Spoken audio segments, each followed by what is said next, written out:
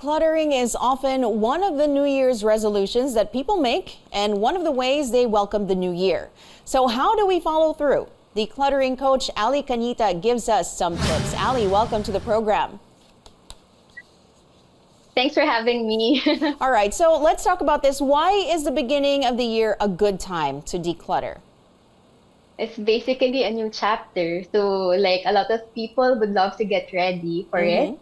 And usually, we know from, feng shui, it's really creating the space for blessings, creating the space for what you want to happen in your life. And so, usually, when we open a new chapter, such as a new year, it's also always related to letting go of stuff you don't need anymore. But aside from feng shui, does clutter impact our physical and mental health as well?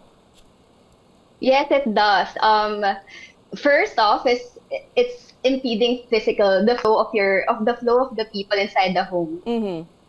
So it has a huge impact, especially when when you don't like what you're seeing. And because we're highly sensitive beings, whatever we see, whatever we feel, we fear, we see, we feel, we touch, we smell, or even taste, also already sends us a signal to our minds. And usually these are the things that we process already, if it's something good, something bad, something that would trigger us. And so what we see in our physical spaces has an effect in our mental space as well. And also emotional.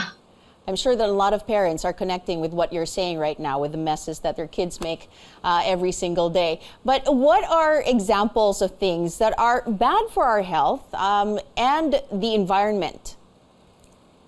Well, for one, clutter is really dependent. It really depends on the person who's looking at it. So a clutter for me might not be necessarily a clutter for you. And because we're all different people, it really depends.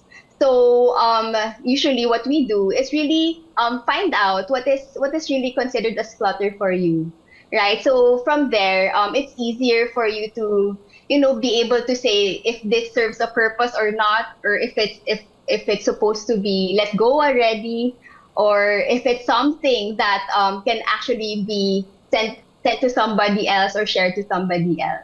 But I would guess that it's really difficult to identify what things you can give away because you might need it for another day, right? Somehow that would be the mentality. So how can we have a mindset of giving things away rather than hoarding or collecting? Yeah, so related to what I mentioned earlier, it really depends on you. And the first thing that you can look at is basically defining your life stage or the lifestyle that you want to live, or the intention you want for your space.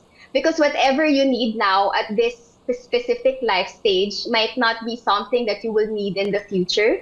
And whatever you will need in the future might not necessarily be the things that you have right now, because by then it might already be disintegrated, might already be something that needs an upgrade, right? So really focusing and being mindful of what you need at the present moment will really shift your focus on hoarding. It will really shift your focus on overbuying. It will also shift your focus on keeping things that you don't need anymore, just in case you might need it in the future. But if you are in this environment where it's just overwhelming, how do you suggest that we go about what is the first step that people should take? Because I'm sure if there's like a mountain of clutter in every single room of your house, what should people go through first? So the first thing I ask my clients or the people I coach is to get a piece of paper and a pen and create a space map. So because we tend to see so many things, we tend to get overwhelmed because of the amount of things that we see in our spaces. It could really be something that will already hold you back to actually declutter. That's right. And so having that paper and that pen, create a space map. Create a space map of the different rooms in your house, where the clutter would always accumulate, even including your furniture, because some furnitures might not being used anymore, or even appliances. And so it really helps you get a good perspective on where to start and actually how to begin. Because as you map everything, you will realize so many things already. Oh, Yeah. I think I need to start in my work area or in my bedroom or in my bathroom. And that way, when you create a space map, it makes the experience really specific for you, so that you know where to start and you can already start at your own pace because you know your space better. And drawing a space map will make you become more mindful about it, and also at the same time become more aware of what's surrounding you. But how about if you are living with several people in your household, and everybody has their own stuff? How do you go about doing this or getting everyone on board? Like, do you have any tips for how people can do that as well? Yeah, I get this question a lot, but most of the time I tell them to start with your own space.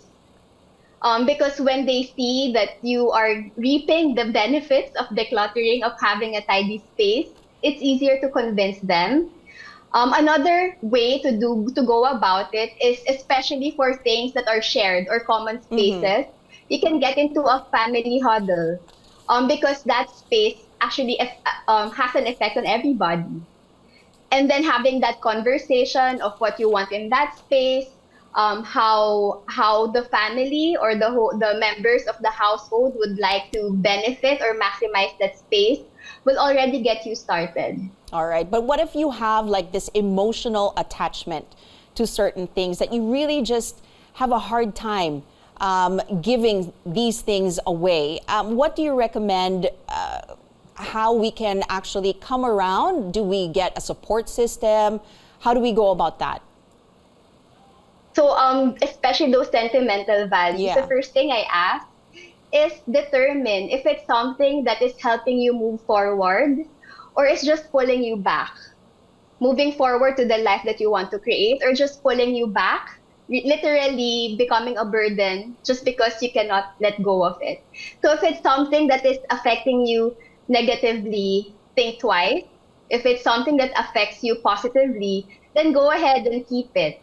So if it's something that impacts you negatively, think about the price you're actually paying, because you're thinking about keeping this.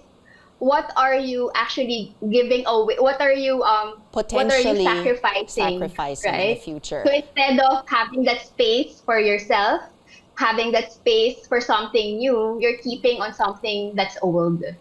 All right. Thank you very much for your tips, Decluttering Coach Ally Cañita.